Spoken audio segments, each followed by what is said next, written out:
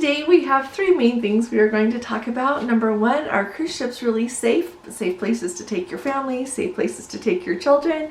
We're also going to talk about visas and some things we probably weren't thinking of when we initially think of a visa. And then finally, some updates from Princess and non-refundable deposits, which always make me a little bit nervous. So let's go ahead and get started.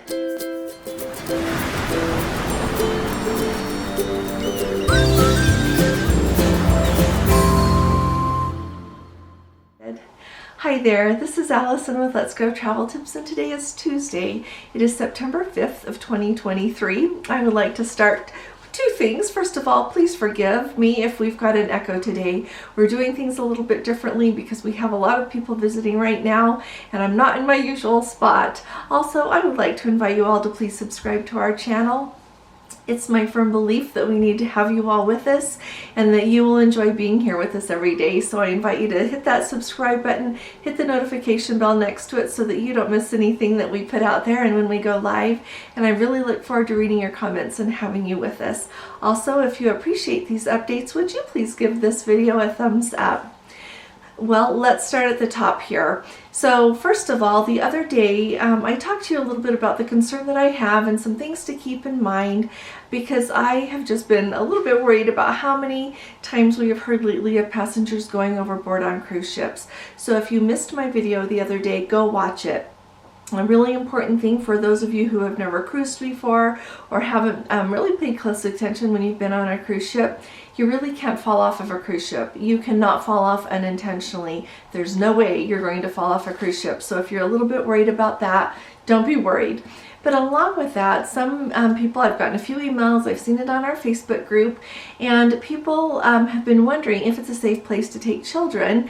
You know, you hear of places that people crimes can happen against adults and children in lots of places. But when we think of cruise ships, there's a few things that I want you to think about. First of all, I've done some research here when I've had some time, and even before that question was asked, and they are really careful, cruise lines are, about who they put in their kids clubs. They have to go through extra background checks. There's a lot that goes into qualifying to work in a club, one of the children club areas on a cruise line. So I like to think that that's a very safe area. They do a lot to keep it safe. Random adults just cannot even go into the kids club. So they take good care of the children that way as well. So I want just to tell you all that. Now, I cannot vouch for every person that works in a kids club on a cruise ship. I can't do that, but I really do think that the cruise lines do their very best to keep children safe and to have that a very safe area, no matter what the age range is for each of the, cruise lines do a little bit differently between themselves, but they will have a different area, for example, that like your more teenage children will be in compared to the youngsters. And so there's a lot that they do to keep everyone safe and take good care. So I want to put that out there. Would I feel safe taking children on board a cruise ship? I would. But along with that, I want you to think about keep your eye on your children. Don't let them run everywhere. You don't know who else is on the ship with you. And the same with your own personal safety. Be wise about what is going on around you. However, I do want to tell you that the statistics show that in 1 year, last year for cruises, there are 13 million passengers were carried. 13 million. And of that, there were 87 serious crimes reported. And here's an interesting fact. 54 of them were on Carnival, 38 of them were on Royal Caribbean, 9 were on Princess, and 21 of those were on Norwegian Cruise Lines. And that's just out of those main cruise lines. And so to me, it says that those incidences are really rare. Now, I know that they are enormous to the people that they happen to. I don't want to diminish that at all, but overall, I feel like they are really safe areas. Now, if I go on a cruise by myself, I am extra careful. Then, and Gordon and I keep an eye out and try to be really careful when we go on a cruise, but we don't worry all the time. We aren't looking around the corner all the time thinking that someone's going to jump out. We do put our valuables in our safe. We do do things that are common sense, and we can talk about that a little bit more another day. But I wanted to let you know that overall, like, the statistics show it is a very safe way to travel, and just felt like I should put that out there. So if anybody has any other comments and experiences to share, put them in the comments below. But I have had the good fortune to never not feel safe on a cruise ship, and I have been on a lot of cruises now, so I want to put that out there. Now, the next thing that I think is really important to talk about, we talk about visas here and there, and a lot of times it depends on where you're going in the world and where in the world you live as to what visas are going to be required. Now, we talked a little bit about the visas, as the press likes to call them, that are going to be required by the EU next year for people from different countries to visit the EU. And that firm date has not been released yet. It's actually a travel permit to go there. You just fill it out online, and then you are permitted to travel there. It's not expensive, and it doesn't take a lot of time. But in addition to that, there are still lots of places in the world that people from the United States or from Canada or from other countries have to travel. And I saw this news article about 50 people who were sailing on P&O cruises out of Auckland there to visit some places in New Zealand.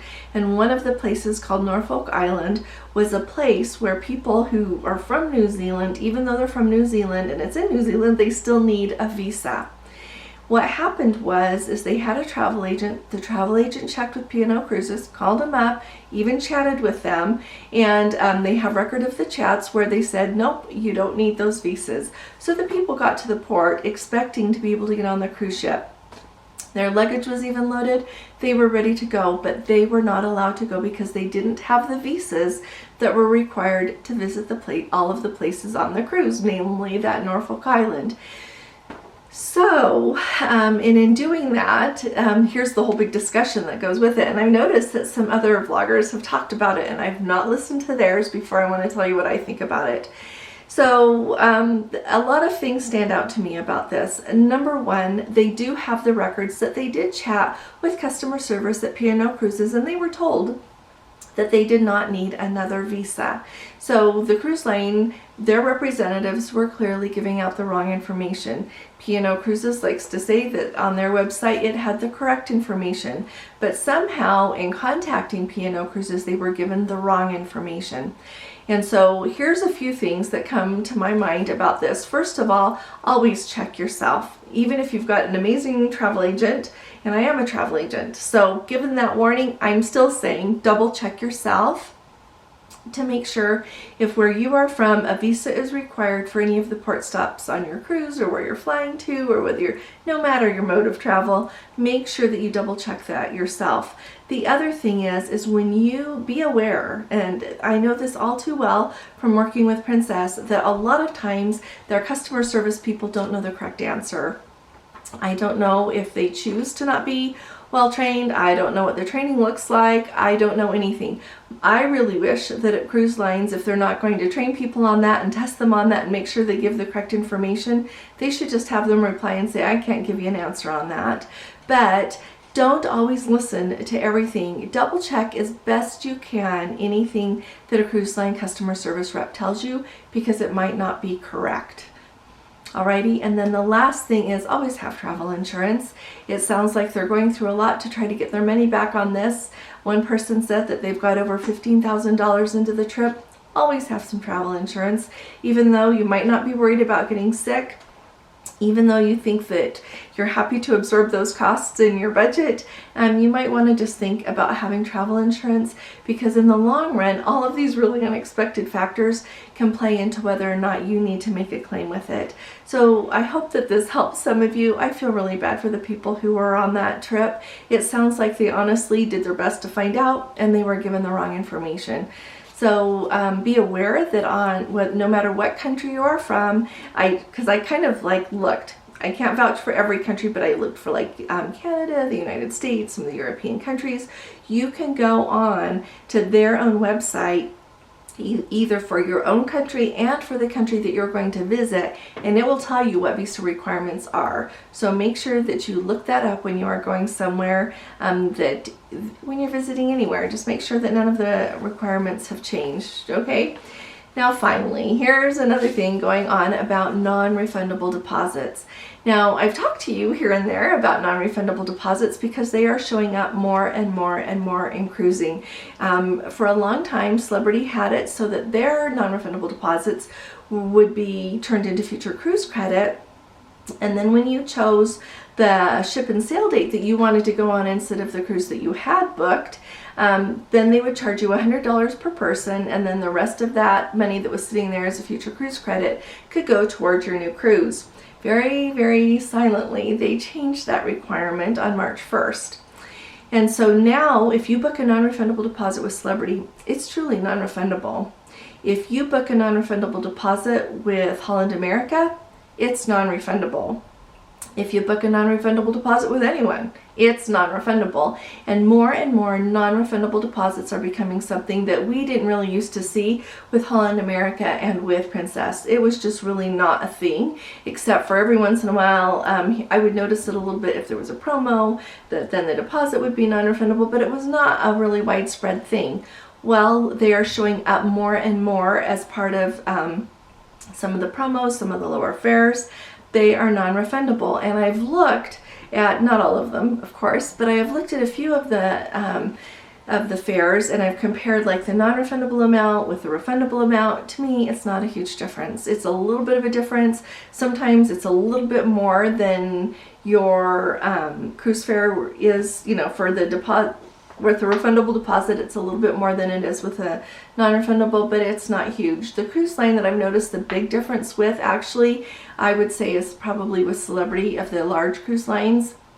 But at the same time, you really have to stand back and say, could something come up that makes it so that I can't go, if something goes up, am I happy to not get that money back? All right, so think about that. But another thing that you need to be really aware of, as we talk about Princess here so much, and I know a lot of you cruise on Princess so much, I wanted to let you know that we've got a Let's Go family member who was really kind to share this update with me. They had booked with their Princess Vacation Planner a cruise. Then they sent them an email and inquired and said, you know what, could we go with a guaranteed cabin instead to save us some money? And so the vacation planner changed it not only to the guaranteed cabin, but to a non-refundable deposit. So now they're stuck. If they change their mind before final payment, or if something comes up, they don't get their deposit back. But they did not ask for a non-refundable deposit. They were just given that. And so they sent an email back, and she was so kind to share the emails with me. They sent an email back and said, why did you make it non-refundable? And here's what it says. Princess changed the policy at the beginning of the year. It's a marketing and inventory decision for the guest to book assigned cabin, so you pay the higher rate. If they choose the option with not assigned, the deposit will be non-refundable. No array around it. That's what we all have to adapt to. So the really interesting thing to me about that is they are saying if you book an assigned cabin, you're going to have a refundable deposit, but that's not always the case. It depends on what fare type you choose if you're going to have a refundable deposit or not.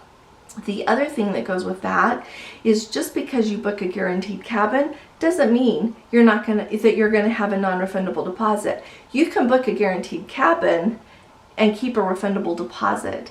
And so the reason that I tell you all this is because non-refundable deposits drive me crazy overall. We chose to have non-refundable deposits when we booked with Celebrity. It's because I know that I really want to go on that cruise to Israel and Egypt, and we also booked before March 1st. It happens, but Celebrity did not do an announcement when they changed that. It was not the headlines like what they have recently done with taking gratuities out of the all-included package. But you have to kind of look at your whole situation, and then you decide if you want to have a refundable deposit or a non-refundable deposit. So the reason that I'm really bringing this up a lot is because I want you to just be really aware if you're booking on your own, or clearly you're going to have to talk to your Princess Vacation Planner a lot about it. Ask your travel agent if they're booking for you. Make sure that you have what you want, and hopefully they will ask you as well. But in this instance, the person was not asked. They just got given the non-refundable. So just another thing to keep our eye out. I really do think that in the long run, if I were to do a forecast, I really think that more and more of the fares are going to become non-refundable deposits. That's clearly the direction they're moving, and it's because they get to keep the money if anything happens and you're not going to go on your cruise. It's just another way to make money. So I thought I'd put that out there. Let me know what your questions are about everything down below. I'll keep my eye on your comments. Thank you again for all the kind, very kind messages that so many of you have sent to Gordon and I. We feel your prayers and we feel your strength, and we are so grateful to have you with us. So thank you, and I'll be talking to you all again really soon. You all take really good care. God bless you. Love you. Bye-bye.